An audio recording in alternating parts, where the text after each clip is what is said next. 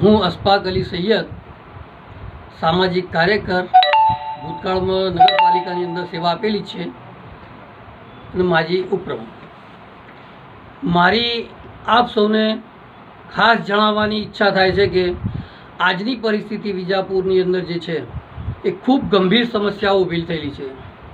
દાખલા તરીકે ચબુતરાથી ચક્કર, દોશીવાડાથી ચક્કર, આ બે રોડ ખૂબ જ ભયંકર ખરાબ થઈ ગયેલા છે, જ્યાં ચાલી પણ શકાય એવું નથી.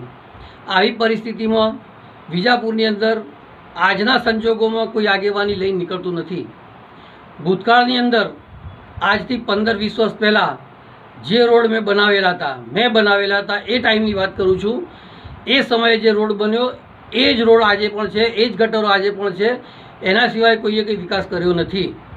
વિકાસની વાત થતી હોય તો આજે વિજાપુર શહેરના આ બે રોડ ખૂબ ભયંકર ખરાબ છે અને આના માટે તાત્કાલિક સમાજે ભેગા થવાની જરૂર છે, સમાજે એકત્રિત થવાની જરૂર છે. સમાજ સંગઠિત થાય અને જો મને સાથ સહકાર આપતો હોય તો મારી એવી ચોક્કસ એવી ઈચ્છા ખરી કે આ જ વસ્તુઓ હું તાત્કાલિકના ધોરણે ચાલુ કરાવવાની મારી તૈયારી છે. રોડ બંને મેં હાલ મંજૂર કરાવેલા જ છે. બંને રોડો બનાવવાના જ છે, જેની મંજૂરી મળી ગયેલ છે. કોન્ટ્રાક્ટરને કોન્ટ્રાક્ટ અપાઈ ગયેલો છે, પરંતુ પીવાના પાણીની પાઇપલાઇનનું 2 જગ્યાએ કામ ચાલુ છે અને એ કામ પૂરા થાય એના પછી આ કામ ચાલુ કરવાનું છે. એ મેં ચીફ ઓફિસર સાથે વાત કરી છે અને ચીફ ઓફિસરે મને કહ્યું છે અને કોન્ટ્રાક્ટર જોડે મારી વાત થઈ છે અને કોન્ટ્રાક્ટરે પણ કીધું છે કે હું ટૂંક સમયમાં ચાલુ કરી દઉં છું. પરંતુ ગંદા પાણીનો પ્રશ્ન બહુ ભયંકર મુશ્કેલીમાં છે. મુસ્લિમ સમાજ વિસ્તાર જે ખરો એમાં સોનીવાડા, પટેલવાડા, મોમનવાડા, આશિયાના સોસાયટીથી આ બાજુનો ભાગ, ચક્કર વિસ્તાર, દોશીવાડાથી ચક્કરનો વિસ્તાર, ચબુતરાથી ચક્કરનો વિસ્તાર, છાપરિયા વિસ્તાર, આ વિસ્તારો તમામ કીચડથી અને પાઇપલાઇનો ગંદા પાણીની ભરાઈ ગયેલી હતી. ડ્રેનેજ જે પેક ભરાઈ ગયેલું હતી, પાણી ઉપર થઈને નીચે જાય છે અને રોડ એક તો તૂટી ગયેલા છે.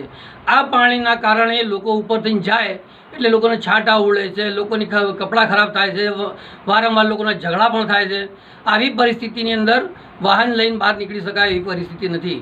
મારે આપ સમાજ આજે કહેવાનું છે કે જો સંગઠન નથી તો કશું જ નથી.